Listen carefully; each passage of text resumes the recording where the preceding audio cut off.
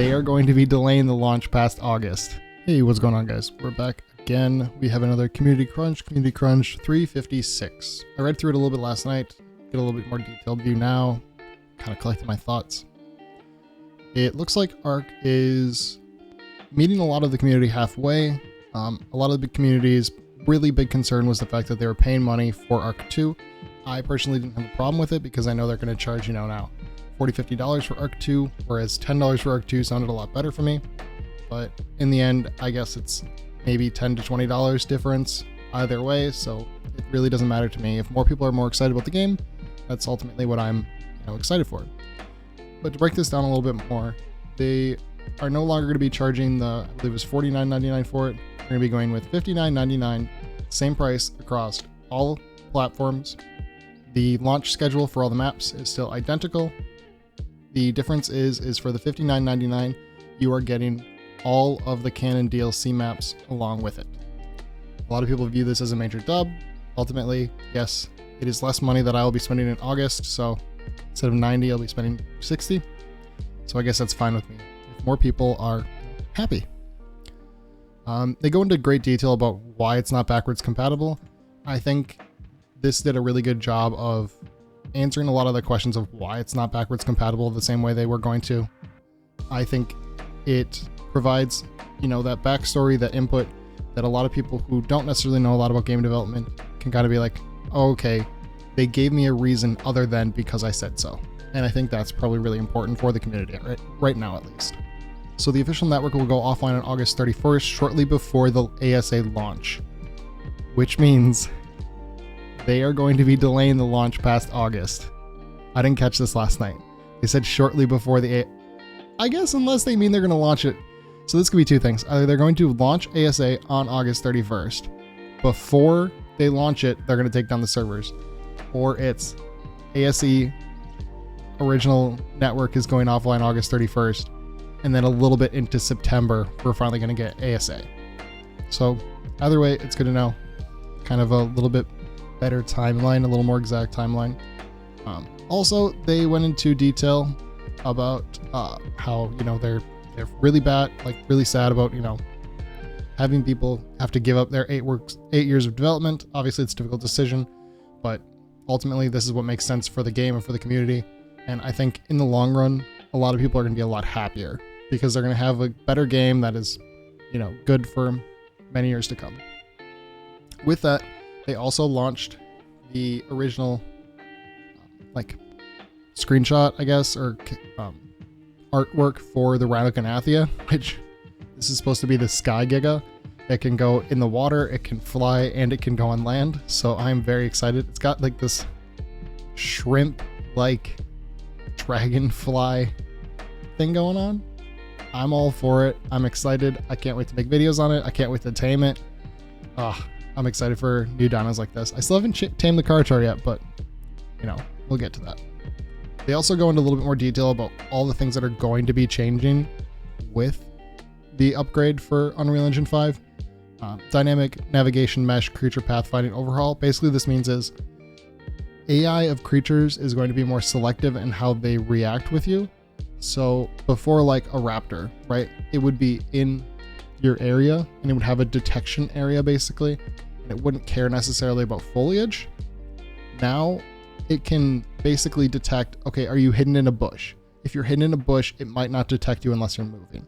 So they're going to be able to do a lot with this, and they're going to make more dynamic creatures, and it's going to make taming things a lot more difficult and a lot easier, and it'll just make it more immersive, I guess. The photo mode, I think that's just basically a lot like Spectator, but just allows you to take pictures of things in game better because it's going to look so great. NVIDIA DLSS. This is massive. So what this is it allows you to basically downscale the quality that your GPU is rendering, but then kind of upscale the output on your display. If I understand it correctly, it's a big game changer because it means PCs specifically aren't going to have to be as powerful to get relatively good graphics. So that means that they're not going to be weeding out this massive part of the community. And also it means for people like me who have a 4080, I might be able to run 4K because 4080 still can't run 4K at 60 FPS all the time. Dino Baby Management Quality of Life Upgrade. So what I think this is, I think they're bringing the nanny system from S Plus probably over to this, which is going to be absolutely amazing. There might be some more changes too that I haven't seen before, but I think it's going to be a lot more like maybe it's more like Atlas. Atlas has a structure that you can put dinos in to breed, and they'll constantly breed as long as they have food, and then they'll raise by themselves also. So that would basically take out the need to have these massive bases with hundreds and hundreds of babies out there. They'll automatically breed all the time, which will be good for creating mutations because they'll automatically do it, which is awesome. Wild babies, this is awesome. Being able to see babies in the wild, maybe we'll be able to like steal them rather than raising them all the time, or like, you know, getting an adult one and then raising it. This will also allow for a lot of different creatures that we like, different taming methods for creatures. Maybe some creatures you can't tame once they're adults, so instead you'll have to go steal their babies, whereas in the past you'd have to steal their eggs or whatever. So like, that's pretty cool. Snap point improvements, new snaps, logic improvements. I think this has to do with a lot of, once again, S Plus stuff. So when you place vaults will snap to foundations or water pipes and stuff like that, which will be really, really nice. Character creation and customization improvements. This is what I was talking about in the previous video. Essentially what it is, you're going to have a character, like imagine Fortnite, where you have a character, you get to create your skin, you get to put your stuff on, you go into the lobby, and then you launch in. It's going to be like that, I think. So instead of having a character that you create on each individual map, you'll have one character that you can bring to all of them. Cross-platform multiplayer full blueprint modding. This essentially means they're going to have blueprint modding, which I think has to do with the blueprint technology in Unreal Engine 5, which is just like a game development thing, which will be awesome for obviously console players who haven't had mods before. Obviously this isn't as exhaustive as everything. We don't want to commit to other particular features unless we're sure we can get them in launch. So this line makes me kind of sad, because I really like seeing the things that the devs are working on, and even if they don't come to the game, but how toxic the community is. You've noticed in the past year that Wildcard doesn't do as many updates, like releases, like talking about what they're doing and everything like that. And I think that's because the community gets so angry and they can't just get information and not have it immediately to play with, or just not have it come to the game, which is really unfortunate, because I felt like Wildcard was really open on a lot of things like that. But now they're definitely taking the more corporate route of, if this isn't going to be released to public and we don't know when it's going to be released, we're not going to show you. Which is exactly why we're not getting any more Arc 2 stuff, because they're like, we can't commit that this will be the same way, so we're going to give you concept art because that's all we can commit on. So kind of unfortunate, but I get it. It makes sense. Maybe in the future the community will calm down, or I don't know, they'll be able to develop stuff faster so we get more things often. This is really cool. They are going to be doing another creature with the launch of the game, and it's going to be on the Scorched Earth map. I think that's primarily because nobody plays Scorched Earth, and I imagine when the game launches, it's supposed to come with the island and Scorched Earth. And I think primarily everybody's going to go play the island instead of going to Scorched Earth. So I think this will be cool to see another desert dino. Other than the Phoenix, I mean, Wyverns you can get on all maps. Now Phoenix, I think you can get on other maps, but it'll be nice to have a exclusive creature to Scorched Earth that people are like, I want to go play this. Just because I remember when Scorched Earth launched, it was a lot of fun. I stopped playing pretty quickly because the map is pretty ruthless.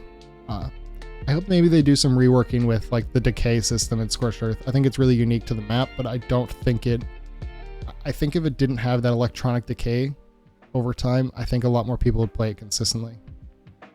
And then they just have an Evo event going on this weekend, and they're opening up creature submissions. So yeah, pretty cool. I'm excited. I hope that this helps out for a lot of people in the community who are really unsure about the whole paying money for Arc 2, which I didn't really understand to myself, because it was getting such a discount on the game, because you know they're going to charge $50 to $60 for the game. So ultimately we'll probably be in about 120 bucks for both games. But I think they're definitely gearing up to say, okay, The community doesn't want that. We can't release things early because the community gets too angry having stuff in early access, even though it means we get cooler stuff and we get to have input in the development cycle. So instead, I think what they're going to do is they'll put a lot more emphasis on ASA. And like I said before, I think ASA is going to be a continued game going forward. They're not going to be here for a year and then gone. I think it's going to be another 8 to 10 year development cycle with ASA. They're going to keep adding maps, stuff like that. And in the end, or maybe they just keep adding creatures. I don't know which way they go, because otherwise you get a lot of servers otherwise. Or maybe they, you know, keep adding maps and then they reduce the number of servers for other things. So maybe in the end we'll only have 2 or 3 of every map, which would be pretty cool.